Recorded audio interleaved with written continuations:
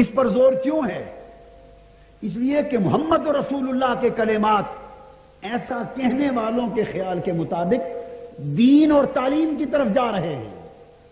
محمد رسول اللہ کے کلمات سے جو پیغام ملتا ہے وہ پیغام ہے رسالت کا، تعلیم کا، دین کا۔ اور جب آپ یا رسول اللہ کہتے ہیں تو یا رسول اللہ کے کلمات میں پیغام ہے عشق کی تعلق کا، اس میں ایک وارفتگی ہے، ایک اس میں کیفیت ہے سرشاری کی۔ انسان جب بے ساختہ یا رسول اللہ پکارتا ہے، زندگی کے سارے نقشے اس کی آنکھوں کے سامنے محو ہو جاتے ہیں، یوں لگتا ہے جیسے یہ دیوانہ وار ایک لمحے میں گنبد خضرا کو دیکھنا چاہتا ہے۔ بس یہ یا رسول اللہ جب امت پکارتی ہے تو ایسے لگتا ہے جیسے دل کی وادی سے ایک نغمہ عشق پھوٹ رہا ہے اور روح کی وادی سے ایک نغمہ لاہوتی پھوٹ رہا ہے، اور انسان اس وارفتگی میں پکار کر فاصلے مٹا کر محبوب کے قدموں میں گرنا چاہتا ہے۔ ایک عشقی تعلق استوار ہوتا ہے۔ اور فکر یہ ہے، فکر کہ یہ تعلیم کا نام لے مسلمان، دین کا، تعلیم کا، عمل کا، شریعت کا نام لے، مگر شریعت والے سے پیار نہ کرے۔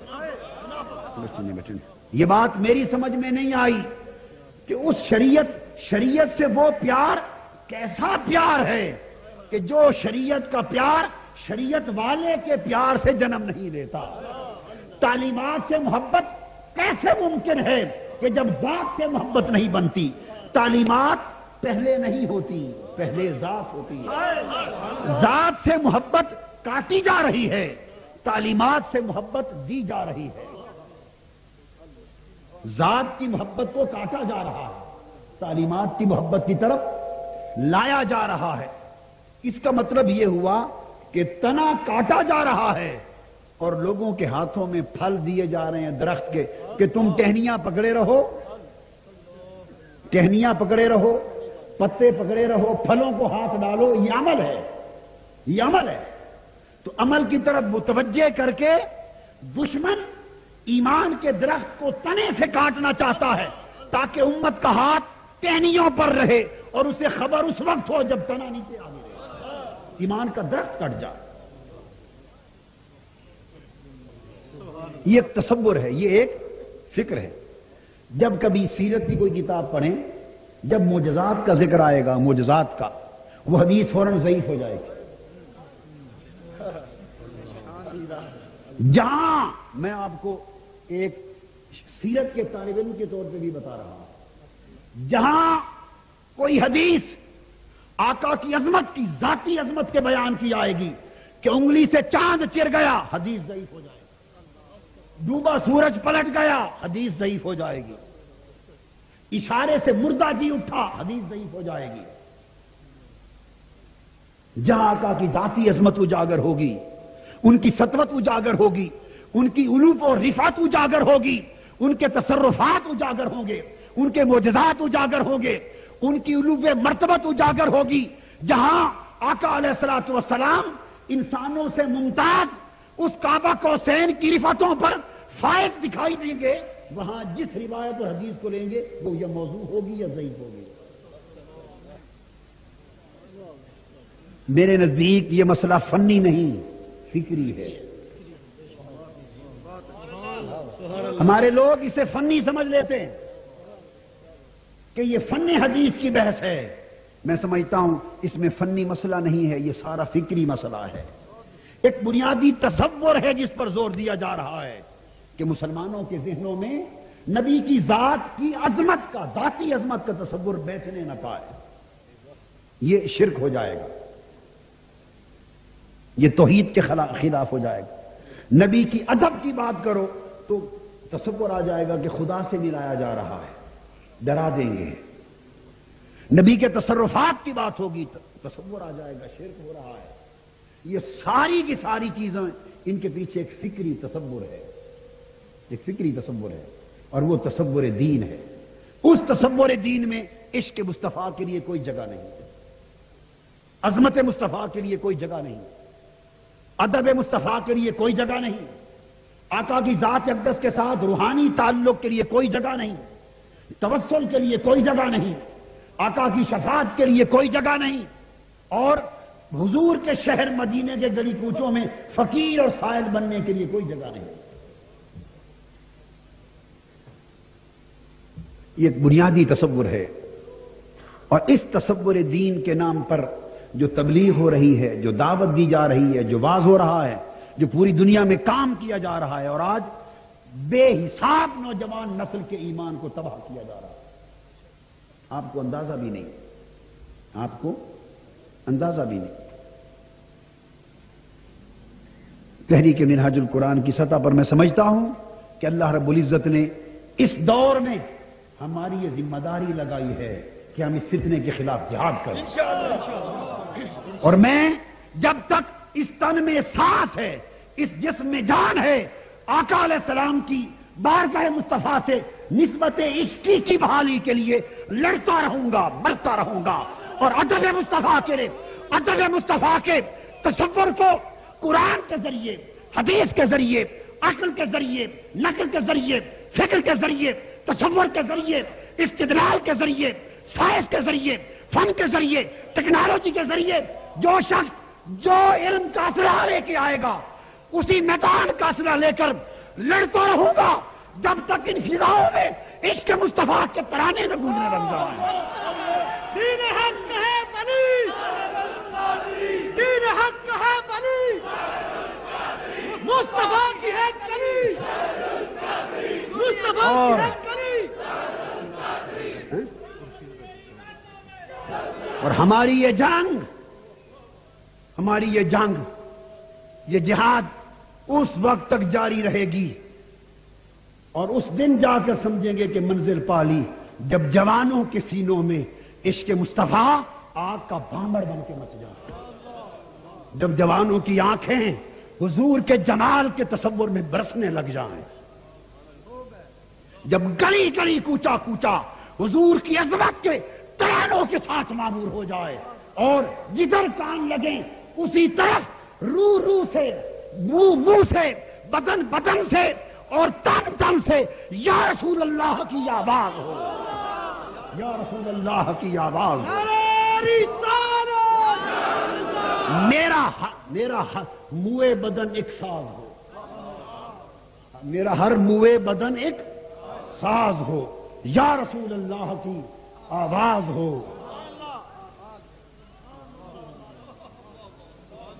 اور پھر منہ کے بل گر جائے شیطان رجیم،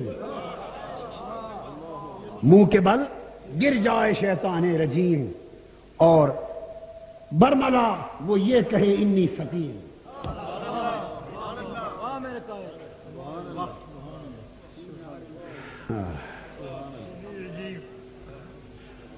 حاضرین محترم، یہ ایک بنیادی چیز ہے، اور یہ تحریک منہاج القرآن کے فکر کا لب لباب ہے، یہ اس کا طرہ امتیاز ہے۔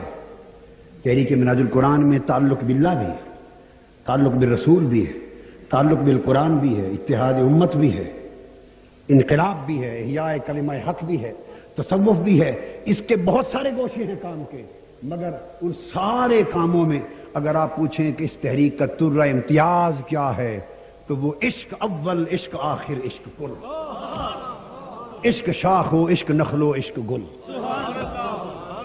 طرہ امتیاز عشق مصطفیٰ ہے صلی اللہ علیہ وسلم۔ اور آقا کے ساتھ امت کی نسبت عشقی کی بحالی،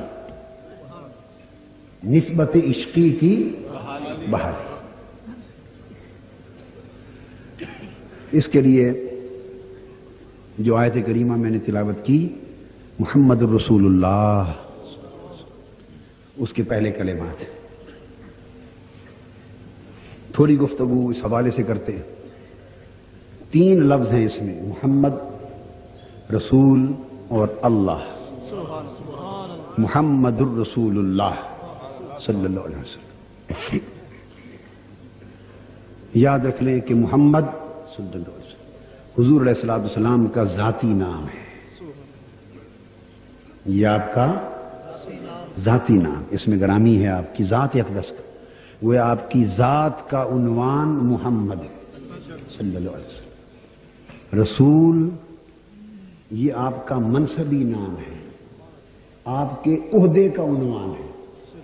عہدے ہوتے ہیں نا، یہ ڈی سی ہے، یہ کمشنر ہے، یہ سیکریٹری ہے، یہ گورنر ہے، یہ عہدے ہوتے ہیں. گورنر ہے، صدر ہے، وغیرہ وغیرہ. تو کائنات میں اور خلق میں، عالم خلق میں سب سے بڑا عہدہ، کیونکہ اس کے بعد صرف اللہ ہوتا ہے، تو سب سے بڑا عہدہ رسول ہے. تو رسول حضور علیہ السلام کا منصب اور عہدے کا عنوان ہے، یہ آپ کا منصبی نام ہے. اور اوپر پھر لفظ اللہ ہے، محمد الرسول اللہ. اب جو بات سمجھنے والی وہ یہ کہ اس فکر کو سامنے رکھتے ہوئے اللہ تبارک و تعالی نے محمد رسول اللہ کی جو ترتیب دی، ہم قرآن مجید لکھتے ہیں، پڑھتے ہیں دائیں سے بائیں طرف. رسم الخط پوری دنیا لکھتی ہے، عربی کو، اردو کو دائیں سے بائیں طرف. انگریزی لکھنی ہو تو بائیں سے دائیں طرف لکھتے ہیں. یہ کلمہ محمد رسول اللہ صلی اللہ علیہ وسلم، حضور صلی اللہ علیہ وآلہ وسلم نے اپنی انگوٹھی مبارک، آپ جو انگوٹھی مبارک پہنتے تھے، اس کا جو پتھر تھا نگینہ، اس میں بھی جو کلمات حضور علیہ السلام نے کندہ کروا رکھے تھے. اور جب کسی کو دعوت اسلام بھیجتے، خط بھیجتے کسی کو، تو اس خط کے نیچے آپ اپنی مہر مبارک لگاتے، اسٹیمپ کر دیتے. وہ جو پروفیٹک سیل لگتی، نبوت کی مہر لگتی نیچے، وہ اس انگوٹھی کا نگینہ، اس کے اوپر نقش تھا، وہ لگ جاتا.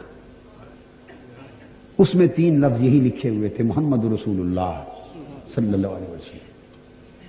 اب جو بات عرض کرنا چاہتا ہوں وہ یہ، رسم الخط جیسے آج ہے دائیں سے بائیں لکھنا، حضور علیہ السلام کے عہد مبارک میں بھی رسم الخط یہی تھا، دائیں سے بائیں ہی لکھا جاتا تھا. قرآن مجید کے نسخے جو تیار ہوتے وہ دائیں سے بائیں ہی لکھا جاتا تھا. رسم مختلف تھی، خط کی رسم طریقہ مختلف تھا، مگر اسلوب یہی تھا. سوائے اس کے کہ جو حضور علیہ السلام کی مہر مبارک تھی، انگوٹھی میں جو کندہ تھے کلمات، اس میں محمد رسول اللہ اس ترتیب سے نہیں لکھے ہوئے تھے. یعنی محمد رسول اللہ اس ترتیب سے نہیں تھے، بلکہ اس میں ترتیب ہاریزانٹل نہیں تھی، ورٹیکل تھی. یعنی اس طرح لکھنے کی بجائے افقی ترتیب تھی. یعنی محمد کا لفظ نیچے تھا، رسول کا اس سے اوپر، اللہ کا اس سے اوپر. یہ بات ذہن نشین کرنے والی. وہ خط، اس خط، ان تمام تر خطوط کے عکس چھپے ہوئے ہیں، آج کل مل جاتے ہیں. اور حضور علیہ السلام کی مہر مبارک کے عکس بھی مل جاتے ہیں، چھپے ہوئے. آج کل فوٹوگراف آ گئے ہیں، کتابوں میں بھی مل جاتے ہیں. آپ اس کو دیکھ لیں، خود دیکھ لیں، ہر شخص دیکھ سکتا ہے. اس میں محمد الرسول اللہ اس ترتیب سے لکھا ہوا تھا، عروجی ترتیب سے. بولیے کس ترتیب سے؟ عروجی ترتیب سے. نیچے لفظ محمد، اوپر رسول، اوپر اللہ. اب یہاں ایک سوال پیدا ہوتا ہے کہ کیا یہ ترتیب اتفاقیہ تھی؟ کیا محض ایک اتفاق تھا، بس ترتیب سے لکھ دیا؟ جواب نفی میں. اتفاق کس لیے؟ ایک رسم الخط ہے ایک دور کا، اور قرآن مجید کے ہی یہ کلمات ہیں، محمد رسول اللہ قرآن مجید کے کلمات. اور ہر وقت قرآن مجید اور عربی عبارت لکھی جا رہی ہے، اور سب کچھ اسی ترتیب سے لکھا جا رہا ہے. یہ اتفاق کیسے ہو گیا؟ اس کو اس ترتیب سے لکھا گیا. یہ غیر ارادی عمل نہیں تھا اور اتفاقیہ عمل نہیں تھا، بلکہ ارادی تھا، با مقصد اور شعوری عمل تھا. ایک خاص مقصد کے لیے، ایک خاص شعور دینے کے لیے، عمدن اور ارادتن حضور صلی اللہ علیہ وآلہ وسلم نے اپنے اس مبارک نگینے میں محمد رسول اللہ کے کلمات اس ترتیب سے کندہ کروائے، تاکہ جب مہر لگے تو ہر شخص پڑھ لے کہ لوگوں یہ ترتیب یاد رکھ لو. کیوں؟ اوپر جب خط بھیجتے آقا علیہ الصلوۃ والسلام، جب یہ مور کب لگاتے تھے؟ یہ غیر مسلم جو حکمران ہوتے، امراء ہوتے، حکام ہوتے، بادشاہ ہوتے، ان کی طرف اسلام کی اور توحید کی دعوت بھیجا کرتے حضور صلی اللہ علیہ وسلم سے، ایمان اور توحید کی دعوت بھیجتے۔ کبھی نجران کی طرف بھیجی، کبھی بحرین کی طرف بھیجی، کبھی عمان کے حکمران کی طرف بھیجی، کبھی افریقہ کی طرف بھیجی، کبھی مصر کی طرف بھیجی، کبھی روم کی طرف بھیجی، کبھی ایران کی طرف بھیجی۔ الغرض حضور صلی اللہ علیہ وسلم نے ہی دعوت توحید اور دعوت اسلام اپنی حیات مبارکہ میں اسپین اندلس کے حکمران کو بھی بھیجی، اندلس تک، یورپ تک آقا علیہ السلام نے خود بھیجی۔ حضور علیہ السلام نے خود اپنی حیات ظاہری میں اندلس کے حکمران میں تک، یورپ تک بھی دعوت بھیجی۔ اب دعوت دی جاتی کہ تم کفر و شرک چھوڑ دو اور ایک اللہ پر ایمان لاؤ اور اللہ کی بندگی اختیار کرو، یہ دعوت کا مضمون ہوتا، دعوت توحید کی اور ایمان کی دعوت ہوتی۔ نیچے آقا علیہ السلام مہر لگا دیتے اپنی۔ اشارہ اس امر کی طرف تھا کہ لوگوں، میں اس انسانیت کی طرف آیا ہوں جو اپنے اللہ کو بھول چکی ہے اور اللہ کی بندگی کا راستہ بھول گئی ہے، اور اللہ سے کیے ہوئے اپنے وعدہ الست کو، الست بربکم قالوا بلا، اس وعدہ الست کو بھول گئی ہے۔ میں تمہیں اس رب کی طرف بلانے آیا ہوں، ادعو الی سبیل ربک، اپنے رب کی راہ پر لگانے آیا ہوں۔ ذکر انما انت مذکر، تم بھولے ہوئے ہو، تمہیں اس کی یاد دلانے آیا ہوں۔ تم اللہ سے جدا ہو گئے ہو، تمہیں رب سے ملانے آیا ہوں، تاکہ تمہیں رب کی معرفت ملے، تم رب کی بندگی میں آؤ، تمہیں نور توحید ملے، تمہیں رب کی معرفت ہو، رب سے وصال نصیب ہو۔ تو لوگوں، تمہیں رب کی طرف بلانے اور رب سے ملانے آیا ہوں۔ جب یہ دعوت پہنچتی تو اس پر سوال ہوتا کہ رب سے ملنے اور اس کی طرف جانے کا راستہ کیا ہے، طریقہ کیا ہے، رب کیسے ملے گا؟ لا محالہ ایک سوال، جب منزل بتائی جائے اگلا سوال ہوتا ہے کہ راستہ کون سا ہے۔ جب ایک مہم بتائی جائے یہ کرنی ہے تو پوچھا جاتا ہے کیسے کریں گے، طریقہ، راستہ ہمیشہ پوچھا جاتا۔ دعوت اللہ تھی، بولیے، دعوت اللہ تھی، ہر پیغمبر اللہ کی طرف لوگوں کو بلانے کی دعوت لے کر آیا۔ جب دعوت لے کے آئے آقا علیہ الصلوۃ والسلام اور ہر ایک کو دعوت بھیجی، تو یہاں ایک سوال پیدا ہوتا تھا کہ وہ ملے گا کیسے، ہم اللہ کو پائیں گے کیسے، اس کی بندگی کیسے نصیب ہوگی، اس کی معرفت اور اس کا وصال کیسے نصیب ہوگا، ایک سوال ہوتا تھا۔ حضور علیہ الصلوۃ والسلام اس کا جواب اس ترتیب سے دے دیتے، فرماتے لوگوں ذہن میں رکھ لو کہ اللہ سے ملانا چاہتا ہوں تمہیں، مگر اللہ سے ملنا ہو تو کوئی شخص اور کوئی انسان براہ راست اللہ سے نہیں مل سکتا۔ آج جس تصور کو ڈیولپ کیا جا رہا ہے وہ یہ ہے کہ بندے اور اللہ کے درمیان کے واسطوں کو نکالا جائے تاکہ بندہ ڈائریکٹ اپنے رب سے ملے اور سیدھا رب سے پائے اور سیدھا رب سے بات کرے اور سیدھا رب سے فیض لے۔ جس آدمی کو دین کی گہری معرفت نہیں ہوتی اس کے ذہن کو یہ بات بھلی لگتی ہے، ہاں یہ بات تو درست ہے کہ جب بندہ خدا کا بندہ ہے تو درمیان میں کسی کا واسطہ کیوں ہونا چاہیے، سیدھا رب کے ساتھ تعلق ہونا چاہیے۔ اللہ کی طرف دعوت دیتے، سوال ہوتا کہ اللہ کیسے ملے گا۔ آقا علیہ الصلوۃ والسلام اس کا جواب مرمت فرماتے، لوگوں اللہ سے ملنا ہے تو اللہ سے رسائی کے منزل تک پہنچنے کے لیے درمیان میں دو واسطے ہیں، درمیان میں دو واسطے ہیں، دو واسطے ہیں۔ رب کسی بندے کو سیدھا اور براہ راست نہ کبھی ملا ہے نہ مل سکتا ہے. تمہیں رب کی طرف بلانے اور رب سے ملانے ضرور آیا ہوں، مگر اس سے ملنے اور اس کو پانے اور اس کا ہونے کے لیے ایک طریقہ اور ایک راستہ ہے. وہ کیا ہے؟ میری مہر کو دیکھو، نظر دوڑاؤ. رب سے ملنے کی آرزو کرنے والوں، جسے رب سے ملنا ہو وہ پہلے محمد سے ملے صلی اللہ علیہ وآلہ وسلم. محمد صلی اللہ علیہ وسلم. جسے رب سے ملنا ہو وہ پہلے محمد سے ملے صلی اللہ علیہ وآلہ وسلم. تمہارے لیے تمہارا کام یہ نہیں کہ تم خود رب سے ملنے کا خیال کرتے پھرو. تمہارا کام رب سے ملنا تمہارا کام نہیں. تمہارا کام یہ ہے کہ تم محمد کے قدموں سے ملو صلی اللہ علیہ وسلم. تم بارگاہ محمد تک پہنچو، تم دہلیز محمدی تک پہنچو، تم ذات محمدی صلی اللہ علیہ وآلہ وسلم اور نسبت محمدی میں فنا ہو جاؤ.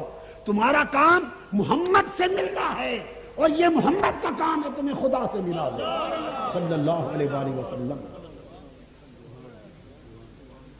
تو لفظ محمد بتاتا تھا کہ اللہ سے ملنے کے لیے پہلے ذات محمدی سے رب کی ضرورت ہے. بولیے، ذات محمدی سے، حضور کی ذات سے رب کو تعلق کی ضرورت ہے. جو لوگ ذات محمدی صلی اللہ علیہ وآلہ وسلم سے اپنا ربط قائم کر لیں گے، اپنی نسبت قائم کر لیں گے، اپنا تعلق قائم کر لیں گے، جو اس ذات سے نسبت اور ربط پیدا کر لیں گے، اس کی ذاتی نسبت کے ذریعے سے پھر رسالت کا فیض نصیب ہوگا. محمد کے اوپر پھر لفظ رسول ہے. لوگوں، نہ تو سیدھا تمہیں فیض الوہیت، نہ تو سیدھا تمہیں اللہ کی بارگاہ کا فیض مل سکتا ہے، اور نہ سیدھا تمہیں فیض رسالت یعنی تعلیمات رسالت کا فیض بھی سیدھا نہیں مل سکتا. رب تک پہنچنے کے لیے رسالت ایک واسطہ ہے اور فیض رسالت تک پہنچنے کے لیے ذات مصطفیٰ کا واسطہ ہے. رب کائنات نے وصال اللہ کے لیے، اللہ سے ملنے کے لیے رسالت کو واسطہ بنایا اور رسالت کا فیض پانے کے لیے ذات مصطفیٰ کو واسطہ بنایا. محمد رسول اللہ کی یہ حکمت تھی.